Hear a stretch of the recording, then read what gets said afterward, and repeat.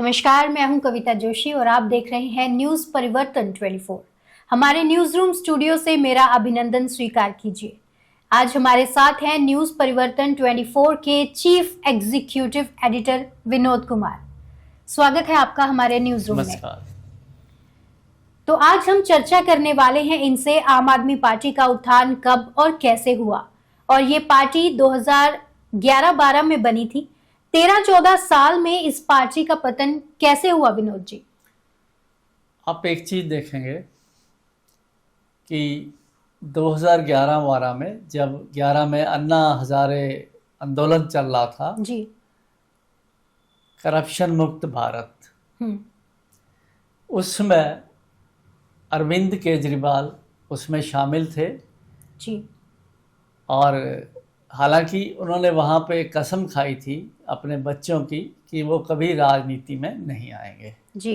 उसके बावजूद भी उस आंदोलन के बाद उन्होंने पार्टी बनाई, आम आदमी पार्टी, जिसमें उनके कई सहयोगी जो अन्ना हजारे आंदोलन में शामिल भी थे, कुमार विश्वास, योगेंद्र यादव, प्रशांत भूषण, कई ऐसे थे, उनके साथ मिलकर ये पार्टी बनाई जी।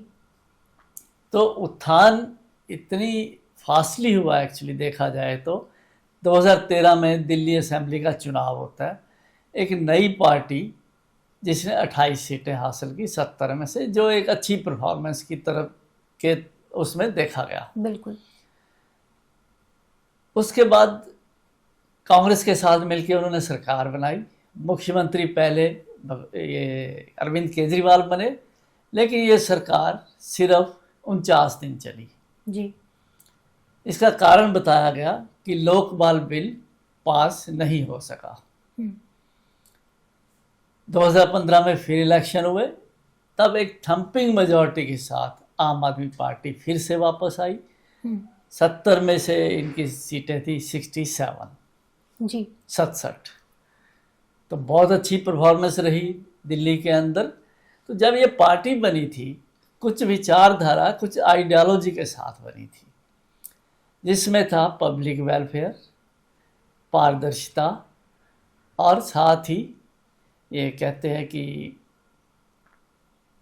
पारदर्शिता, पब्लिक वेलफेयर और एक भ्रष्टाचार मुक्त भारत जी।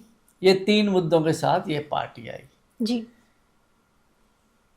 दिल्ली में। इन्होंने स्कूल के क्षेत्र में हो, हेल्थ के क्षेत्र में हो, महिलाओं के लिए हो, काफ़ी अच्छा काम किया। स्वास्थ्य में इन्होंने आम आदमी क्लिनिक खोले काफ़ी, जिनमें ये बताया गया कि काफ़ी अच्छी सुविधाएं उपलब्ध थी जनता के लिए जी। उसके बाद स्कूल के क्षेत्र में देखे जाएं तो एक आंकड़ा दर्शाता है कि काफ़ी बच्चे प्राइवेट सेक्टर को, प्राइवेट स्कूल्स को छोड़ के सरकारी स्कूलों में दाखिल हुए। तो ये माना गया कि स्कूल और स्वास्थ्य के इसमें इनका जो रहा योगदान, आम आदमी पार्टी का जो कंट्रीब्यूशन रहा, बहुत अच्छा रहा जी। उसके बाद क्या देखा गया कि धीरे धीरे कुछ विपक्षी तरफ से एक इनका जो टकराव रहा और करप्शन के चार्जेस इनके लगने लगे इनके ऊपर। सत्येंद्र जैन सबसे पहले, फिर मनीष सिसोदिया शराब कांड में, अरविंद केजरीवाल खुद शराब कांड में, और फिर जो शीश महल का मुद्दा चर्चा में आया बहुत ज़्यादा, कि जिसमें करोड़ों रुपया, तकरीबन 40 से 45-50 करोड़ के करीब उस पर खर्च दिया गया जी। ये कहा जाता है, ये माना जाता है कि जिन जिन मुद्दों को, जिन जिन आइडियोलॉजी को लेके पार्टी आई थी, सत्ता में भी लाई जनता, तो वो धीरे धीरे पार्टी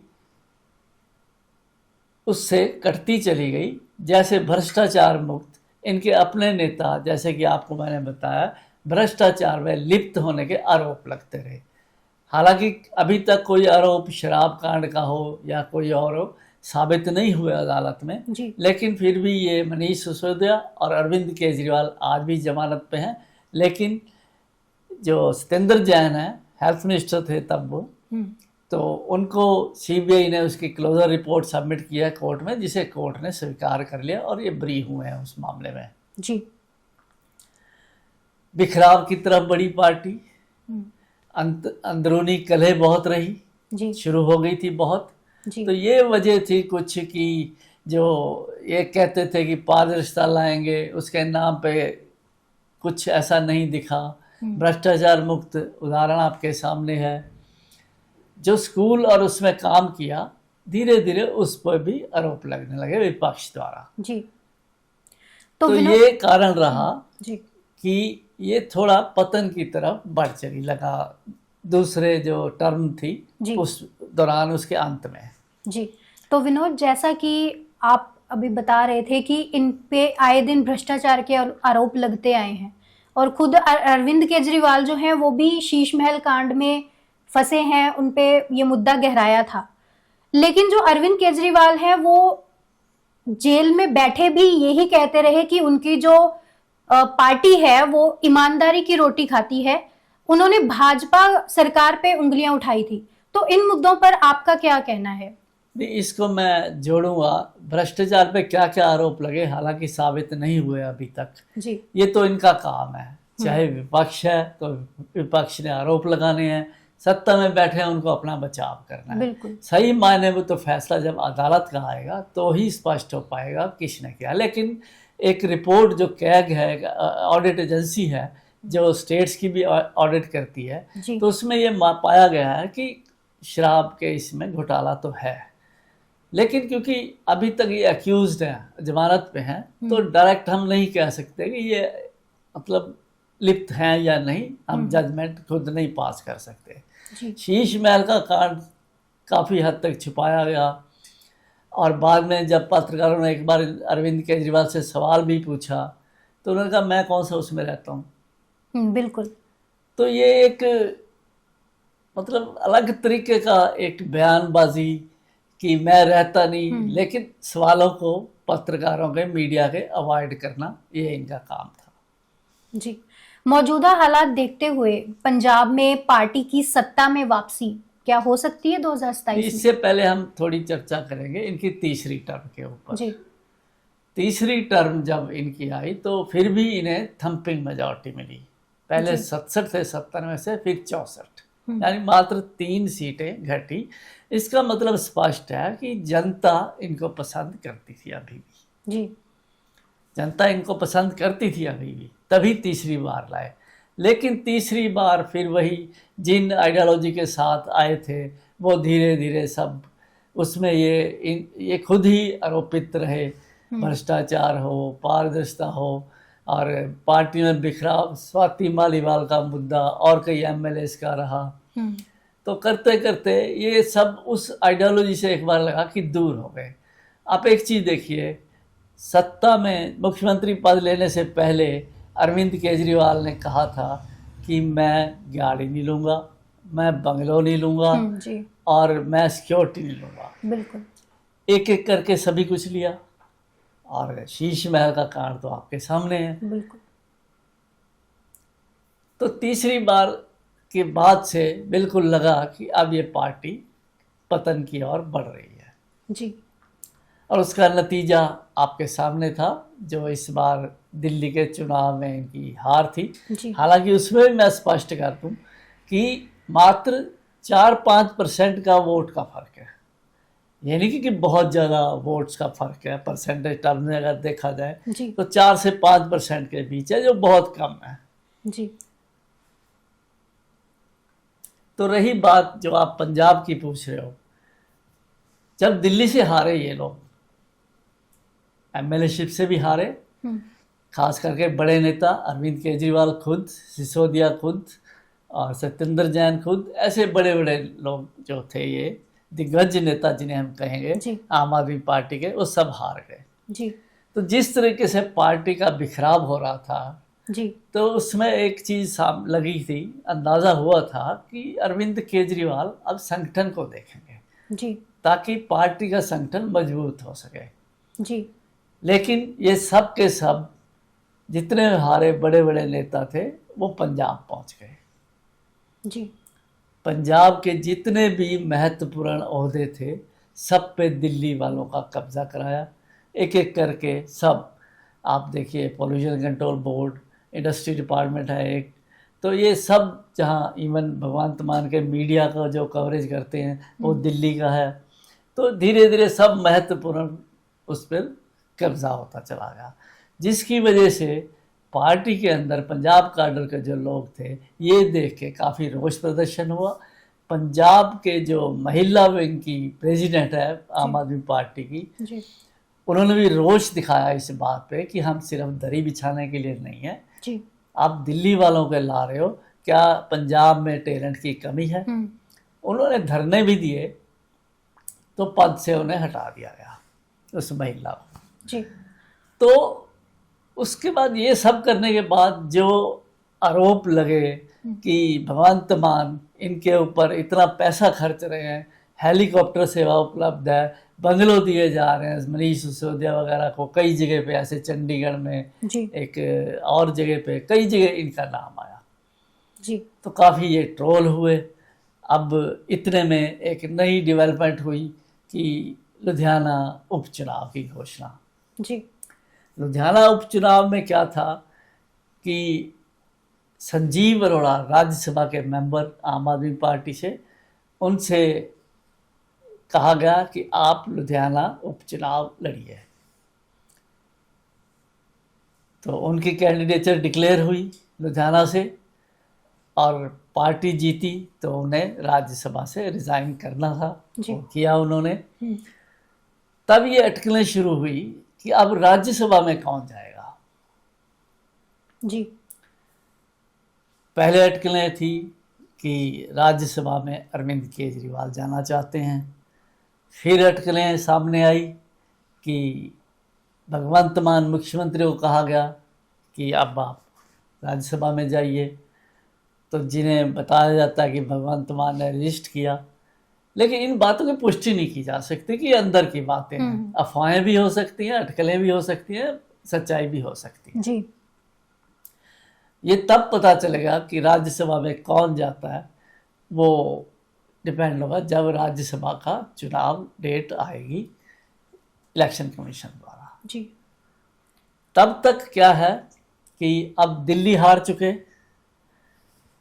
2 स्टेट्स में पार्टी पावर में थी, दिल्ली पंजाब। जी पंजाब में भी आप देखेंगे कि बड़ी एक थम्पिंग मेजॉरिटी के साथ बिल्कुल। आम आदमी पार्टी आई थी। हालांकि ये कांग्रेस की हार थी एक्चुअली, तो क्योंकि कांग्रेस के शासन से लोग दुखी थे, जी करप्शन के चार्जेस भी लगते थे, तो उनसे दुखी थे बहुत ज़्यादा। तो ये पार्टी नई थी, लोगों ने विश्वास किया और ये आ गए। जी 117 में से 92 सीट्स, बहुत बड़ी एक अच्छी परफॉर्मेंस थी। लेकिन ये सब के चलते जो पंजाब के अंदर लॉ एंड ऑर्डर की प्रॉब्लम रही और जिस तरीके से एडवर्टाइजमेंट पे खर्च किया जाता रहा, तो ये सब देखते हुए जो आज का माहौल है वो कुछ अगर सही मायने में आंकलन किया जाए तो इस तरीके से बहुत ज़्यादा अच्छा नहीं दिखता। जी बाकी आम आदमी पार्टी तो हमेशा ही चाहेगी, कोई भी पार्टी है सत्ता में है, अकेली एक स्टेट रह गई, जी वो चाहेगी वापस आना। उसके लिए अब कुछ काम अभी जी। साल 1.5 साल है। जी मेन मुद्दा है इनकी कोशिश है, जो अंदर के जानकार सूत्र पार्टी के बताते हैं, जो लैंड पूलिंग था 25,000 से 30,000 करोड़ रुपया, ये उसमें से इनको बचना था। जी और उसमें से कुछ पैसा ये महिलाओं को जो 18 साल से ऊपर किया, 1,000 का वायदा था इनका, कुछ महीने उनको देना चाहते थे जी ताकि वोट के समय इसका फ़ायदा मिल सके।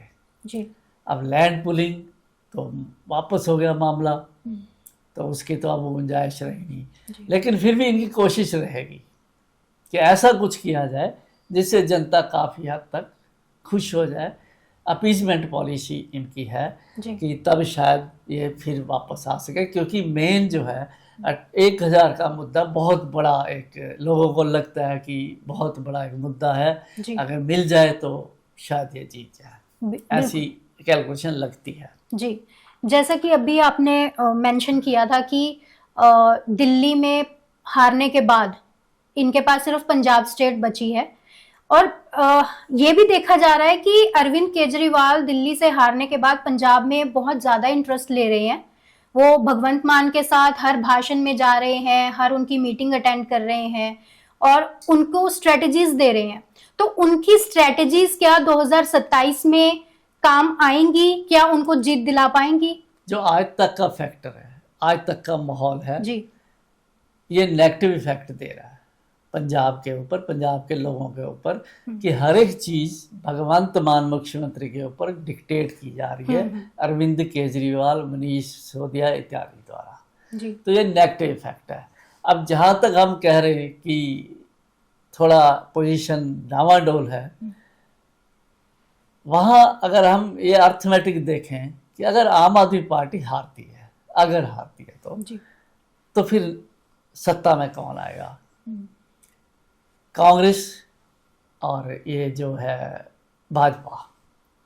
तीसरा अकाली दल नया बन गया अब, जी, तो वो अभी नया है, क्या कैलकुलेशन रहेगी भाजपा के साथ, नए अकाली दल का समझौता होगा नहीं होगा, आने वाले दिनों में पता चलेगा। लेकिन एक बात स्पष्ट है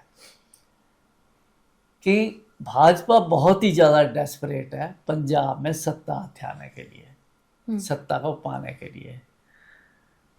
किसानों की जत्थेबंदियों में दो फाड़, क्योंकि कुछ जत्थेबंदियां शंभू खनौरी बॉर्डर में बैठी थी और जिनके पॉलिटिकल इंटरेस्ट था जिनका, वो नहीं बैठे थे, वो भी बड़ी जत्थेबंदियां हैं। तो अब ये सारा मिला के जब लोकसभा चुनाव थे, बीजेपी ने कोशिश ये की थी कि पंजाब के अंदर अपना संगठन मजबूत कर लें, बिल्कुल, ना कि कोई लोकसभा किसी सीट का जीतने का उनका कोई ऐसा था, क्योंकि माइनर सी सीटें थी दो, जो उन्हें इस बार कोई भी नहीं मिली। वोट बैंक आप ये देखेंगे, जितना आम आदमी पार्टी ने लोकसभा में लूज किया वोट बैंक, उतना ही भाजपा ने गेन किया। वोट बैंक बड़ा है, सीट 0 है जी, तो ये कॉम्बिनेशन जो है ना, ये इक्वेशन जो है, ये इसकी संभावना हमेशा रहती है।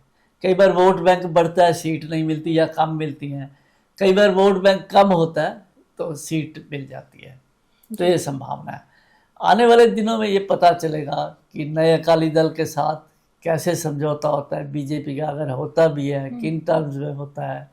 मेन अपोजिशन जो दिखती है भाजपा के लिए, वो किसान संगठन, जी, जो रोष है, नाराजगी है, वो किसान संगठन में है।